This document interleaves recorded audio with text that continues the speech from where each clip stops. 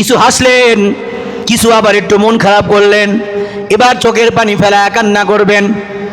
নবীজি বলেছেন, কোন মানুষ যখন আল্লাহর ভয়ে কাঁদে, চোখের পানি ফেলায় যখন কান্না করে, মুসলিম শরীফের হাদিস, নবীজি বলেছেন চোখের পানি জমিনে পড়ার আগেই আল্লাহ পাক তার জিন্দেগীর গুনাহগুলো মাফ করে দেয়।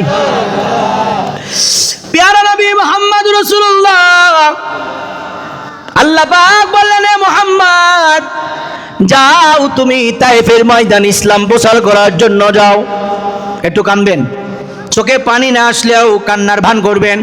সবাই চোখটা বন্ধ করে ফেলেন, নামাজের শুরুতে বসেন। মনে করেন এটা আজকে আপনার জীবনের শেষ ওয়াজ। মনে করেন আজকে যে দুটো চোখের পানি ফেলবেন, এই দুটো চোখের পানি আপনার নাজাতের উসিলা হয়ে যাবে। রাসূলুল্লাহ বলেছেন, যদি কান্না না আসে, চোখ দিয়ে পানি বের না হয়, কান্নার ভান করো, নিজের গুনাহের জন্য অনুতপ্ত হও। তোমার মনা বাপের চেহারার কথা স্মরণ করো, তোমার মায়ের চেহারার কথা স্মরণ করো, চোখের পানি ফেলে কাঁদো। তাও যদি না আসে, আমি নবী মুহাম্মদ রাসূলুল্লাহ জীবনীটা স্মরণ করো। ভাই আমার, আপনার দিনের নবী মুহাম্মদ রাসূলুল্লাহ কত কষ্ট করেছেন। অনেক 1400 বছর আগেকার ইতিহাস আমি আপনাদেরকে বলতেছি। আল্লাহ পাক অর্ডার দিলেন, হে মুহাম্মদ, যাও ইসলামের দাওয়াত নিয়ে মক্কা থেকে তুমি তায়েফে রওনা হও।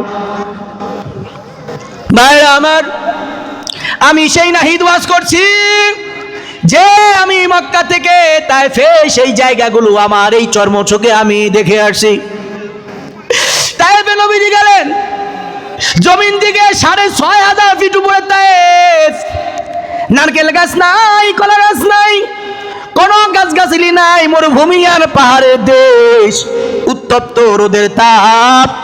মুহাম্মদ রাসূলুল্লাহ একাই রওনা হয়েছেন দিন প্রচারের জন্য।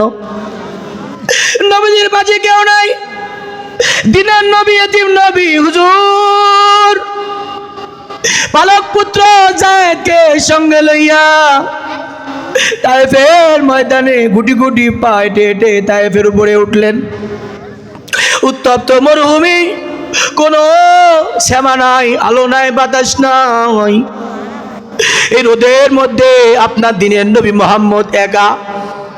হাজার হাজার কাফেরদেরকে বলতেছে, কুলু লা ইলাহা ইল্লাল্লাহ দাখালাল জান্নাত তুফলিহুন।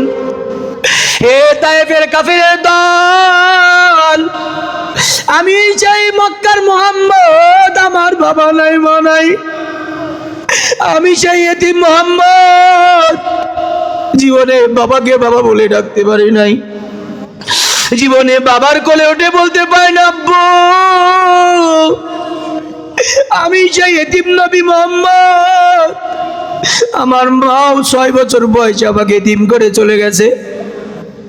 হে তায়েফের মানুষ, আমি আল্লাহর পক্ষ থেকে আসি, তোমরা বলো লা ইলাহা ইল্লাল্লাহ, কালেমাটা পড়ো, তোমরা কালেমা পড়লে সফল কাম হয়ে যাবে। ভাইরা আমার, নবীজি যখন দাওয়াত দেওয়া শুরু করছেন, যায় ডাক দিয়ে কয়, মক্কা থেকে 6000 ফিট উপরে নবীর পাশে কেউ নেই। যখনই বলছে বলো লা ইলাহা ইল্লাল্লাহ, আল্লাহ ছাড়া কেউ নাই, তখন কাফেরের নেতারা ডাক দেয়, কয় পাগল মুহাম্মদ কি কয়, এই মুহাম্মদ রে ধর, মুহাম্মদকে দড়ি দিয়ে মার। শুধু বাঁধবি না, তোরা যুবক যারা আছি, পাথরগুলো দূরে থেকে নবীর মুহাম্মদের গায়ে নিক্ষেপ কর। আপনারা অনেক সময় দেখবেন গ্রামের ছেলেরা পাখি মারার জন্য গুলটি ব্যবহার করে। গুলটির মাথায় একটা পাথর দেয় অথবা ইট দেয়, দূর থেকে মারে। এটা স্পিডে যে পাখি রাখলে ওই 2 তলার গাছের উপরে পাখি জমিনে পড়ে যায়। ওরা অবুলা মানুষ বলে না, কিন্তু মুহাম্মদ তো অবুলা না, তার জীবনে ঘুরে নাই, আল্লাহ তাকে মাফ করে দিয়েছে। সমস্ত নবীদের চাইতে শ্রেষ্ঠত্ব সম্মান আল্লাহ তাকে দান করেছে।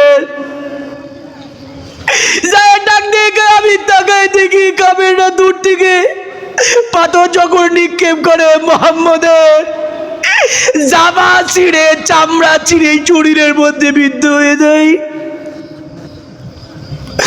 ও কুচিয়া বড় মানুষ কাঁদো,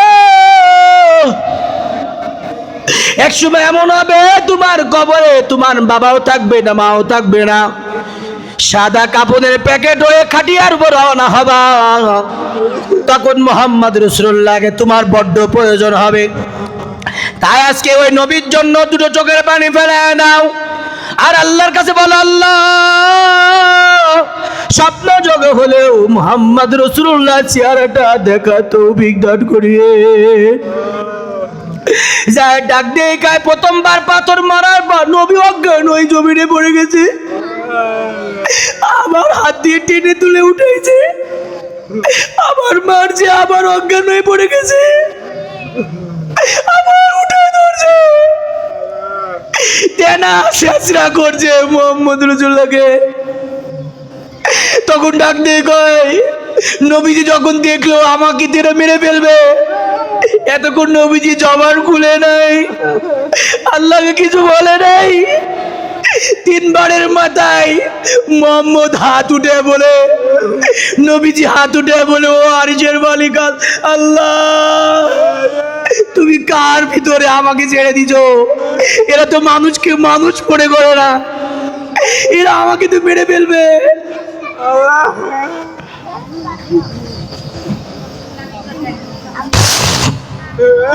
আল্লাহ পাকের আরশে আজিম থরথর করে কেঁপে গিয়েছে।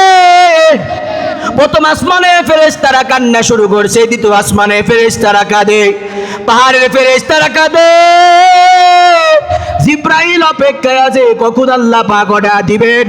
আল্লাহ পাক বললেন, ও জিব্রাইল যাও, বন্ধুর জবান খুলে গিয়েছে, বন্ধুকে যে বলো বন্ধু এই মুহূর্তে যা চাবে তাই আমি বন্ধুকে দিয়ে দেব।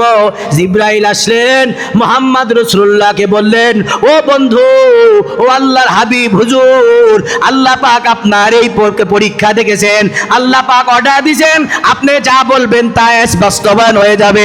আপনি যদি বলেন অর্ডার দেন, এই জাতিকে আল্লাহ পাক ধ্বংস করে দিবেন, আপনি যদি অর্ডার দেন এদেরকে আল্লাহ পাক যা ইচ্ছা তাই করে দিবেন। মুহাম্মদ রাসূলুল্লাহ আপনাদেরকে কি পরিমাণ ভালোবাসেন, ইচ্ছা করলে বলতে পারতো যে নূহ আলাইহিস সালাম 950 বছর দিনের দাওয়াত দিয়েছে, যখন পারে নাই আল্লাহকে বলছে, আল্লাহ আমি আর পারছি না, আল্লাহ পাক তাদেরকে সমুদ্র দিয়ে ধ্বংস করে দিয়েছে।